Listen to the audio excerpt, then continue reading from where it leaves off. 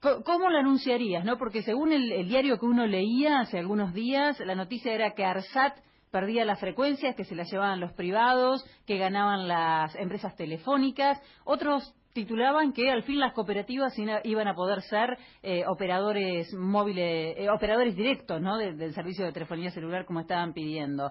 ¿Cómo lo titularías vos? ¿Cuál es la noticia en esto?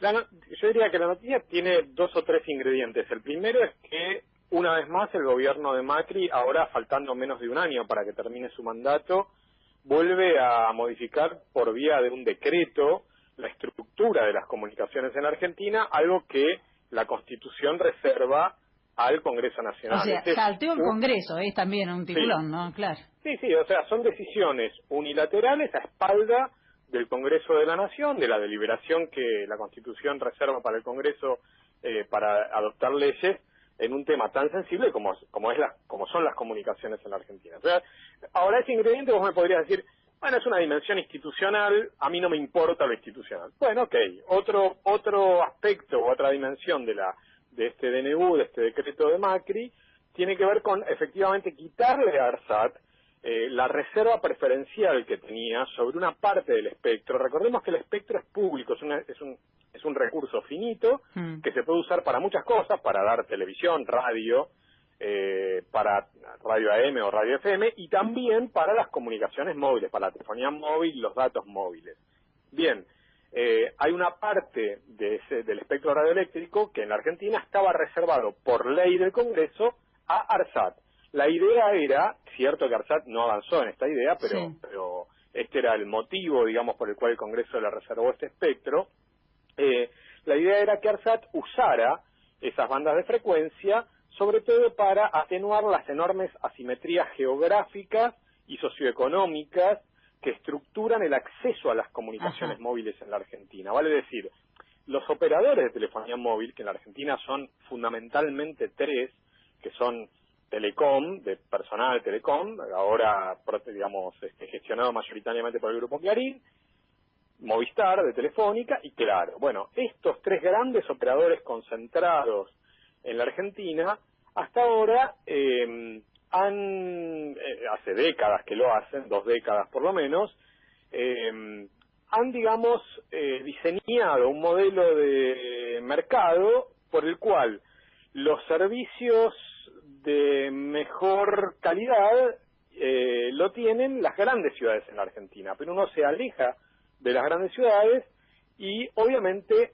la conexión a internet móvil y la conexión a la telefonía móvil es muy mala. Tanto es así que en buena parte del territorio no hay 3G, no 4G, o sea, no hay telefonía móvil 3G en buena parte del territorio argentino, en el NOA, en el NEA, en Mendoza, fuera de la ciudad capital y de San Rafael, tras la Sierra, Córdoba, San Luis. O sea, digo, vastas regiones del país tienen dificultades objetivas en términos del acceso a las comunicaciones móviles. Esto básicamente por una percepción de la telefonía como un negocio más que como un derecho, ¿verdad? Efectivamente, o sea, es tal cual como decís, o sea, al percibir la explotación de estos servicios solamente en términos de mercado y de negocio, lógicamente las empresas, los culpables no son los gerentes de Telecom, de Movistar y de Claro, ellos básicamente lo que hacen es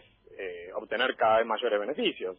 El problema es que no hay una política pública que atienda las necesidades y el interés público. Justamente por eso es que el Congreso había dispuesto una ley que este DNU de Macri modifica, que establecía que ARSAT, como empresa estatal, tenía un rol que cumplir y para eso había destinado una porción del espectro que en el total del destinado a comunicaciones móviles oscilaba entre el 20 y 22%, no estaba mal. Bueno, este decreto de Macri, conocido esta semana, lo que plantea es que ya ARSAT no va a tener ese carácter preferencial, o sea, modifica la ley, y va a ser asignado a las operadoras de telecomunicaciones. Y ahora contesto la última parte de tu primera pregunta, que era, ¿hubo algún sector de pyme o de cooperativos que recibió esto con algarabía, ¿no? O sea, festejando la decisión gubernamental, el decreto gubernamental?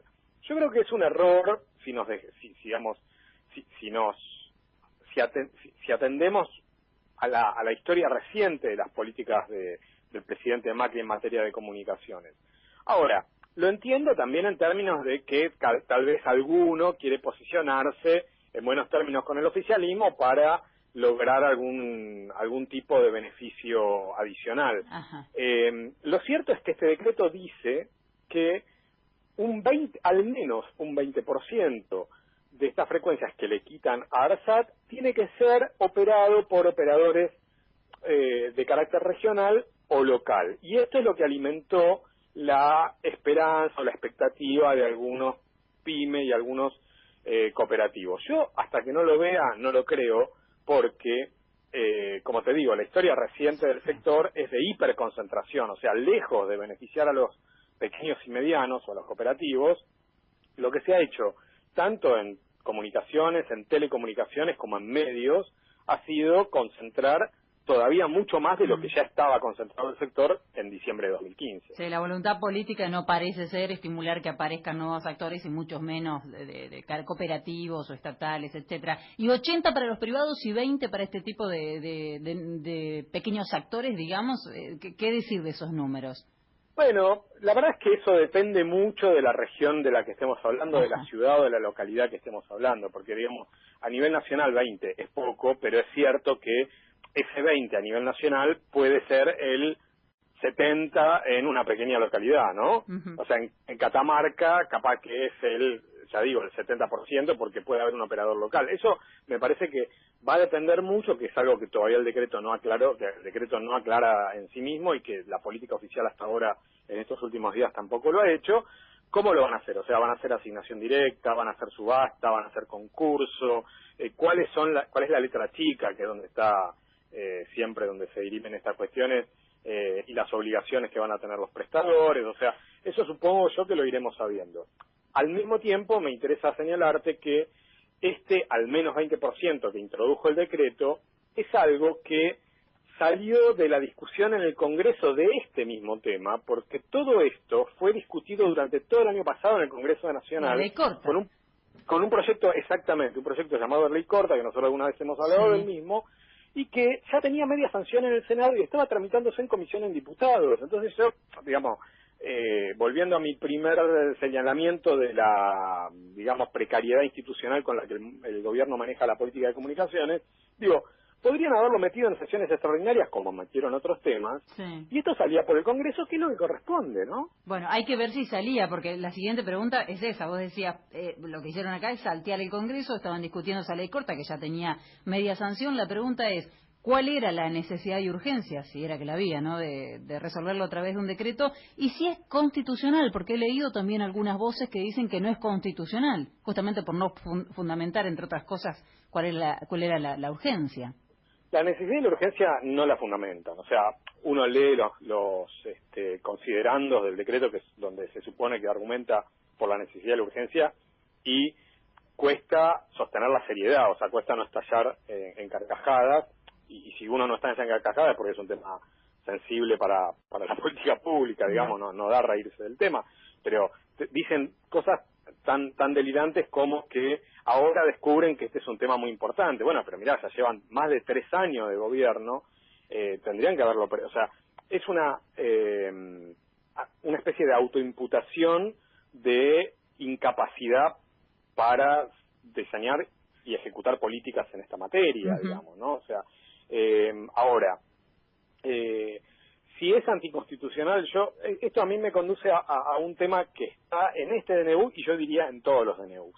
Acá hay un problema grave que tenemos en el diseño de las facultades que tiene el Poder Ejecutivo con los DNU, que hay una ley de 2006, que es una ley del Congreso de la Nación de 2006, que es la que regula cómo el Poder Ejecutivo puede o no firmar DNU. Y es una ley que esa ley para mí es inconstitucional, pero que, digamos, no está objetada por ahora en sede judicial, que consiste en que para el presidente, sea Macri, Cristina Fernández o el que venga a partir de diciembre próximo, es más fácil regular asuntos sensibles de la agenda pública por DNU que por ley, porque para que el oficialismo saque una ley tiene que tener la aprobación de las dos cámaras del Poder Legislativo, mientras que para que un DNU sea aprobado, lo que tiene que tener el Poder Ejecutivo es la no reprobación de las dos cámaras. O sea, si lo reprueba una cámara, sí, que sería la condición por la cual una ley no saldría, el DNU sigue vigente. O sea, es más fácil para el Ejecutivo legislar por DNU. Y yo creo que este es un poco el atajo que el macrismo ha tomado con este tema, que por supuesto para las telefónicas es sensible y uno cabe pensar que siendo la mayor de ellas, Telecom, propiedad también de los accionistas del Grupo Clarín, también está enmarcado en el tiempo electoral que nos toca por supuesto, vivir. Claro. El año electoral sin duda le va marcando el ritmo también a esto.